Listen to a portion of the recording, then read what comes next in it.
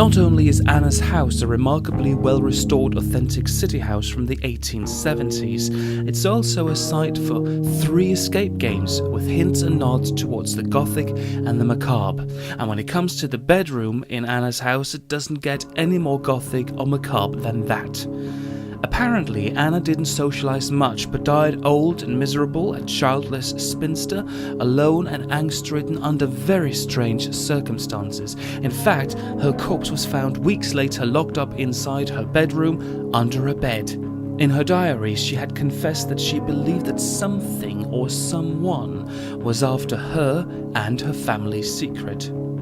That pretty much sums up the setup to the bedroom, and as with the other escape games provided by Sherlocked in Malmö, the finer details are lacking here too. It wasn't particularly clear what roles we were supposed to play in the room so many years after the fatal incident. Were we modern archaeological investigators? Were we paranormal detectives? What was our business there in the room? Other questions were also left unanswered, like why were we locked up inside the room at all? But the main objective was fortunately pretty clear. We had to search for the family's secret inside the room and get out of there before the stroke of midnight, because that's when the ghosts start appearing.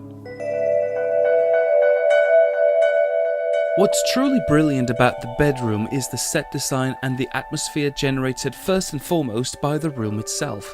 Actually, the game starts in the most spooky way in the children's room outside the bedroom, and by doing the very first puzzle you end up locking yourself up inside the bedroom, which is, by the way, pitch black. All the lights are out and you have to find your way through the darkness with the help from 2 small flashlights.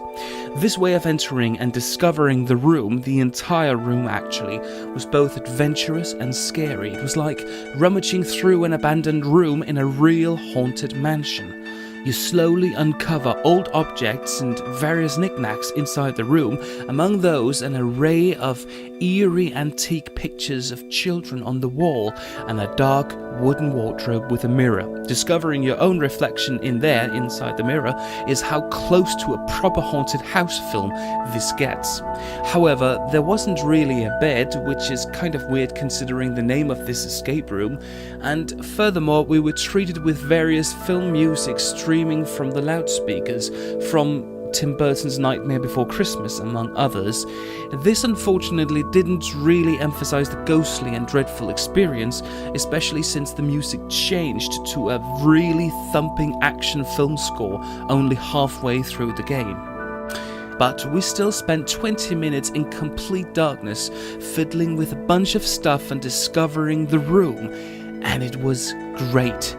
Then the game master very friendly nudged us towards the turn on the lights puzzle, which apparently had been the one puzzle that we should have started with all along.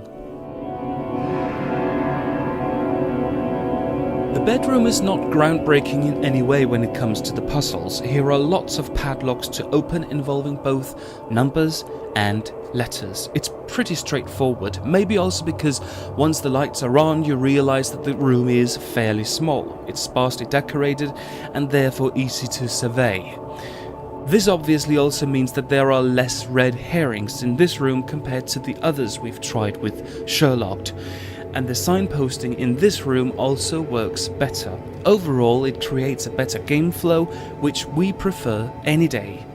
There are a couple of troublesome puzzles, one of which involves some bottles you come across during the gameplay, but which doesn't really make a lot of sense in this somewhat realistic context.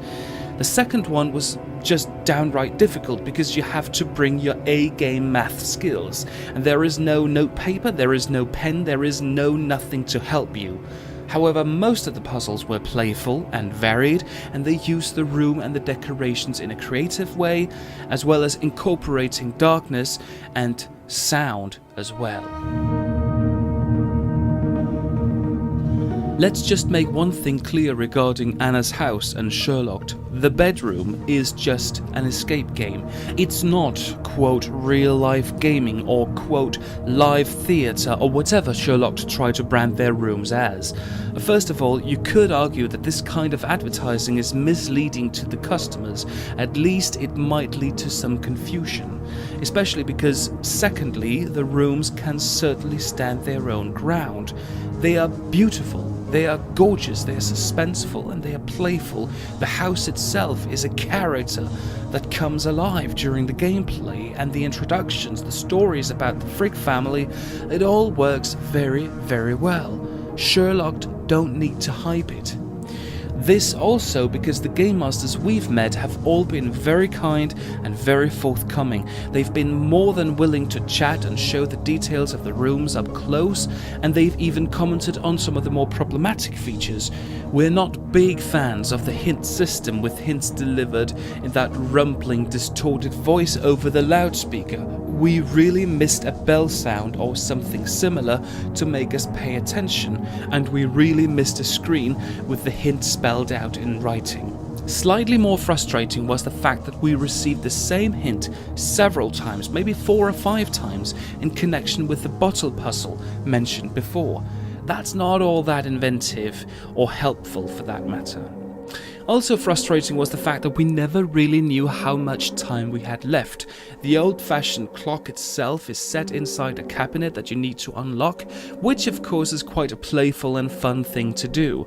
But it also meant that we didn't really know when the timer had started, and at the end we felt that we were snubbed of maybe 5 minutes. Still, it didn't really mean anything because we unlocked the door, we got out in time, we survived, and we got our picture taken as a souvenir.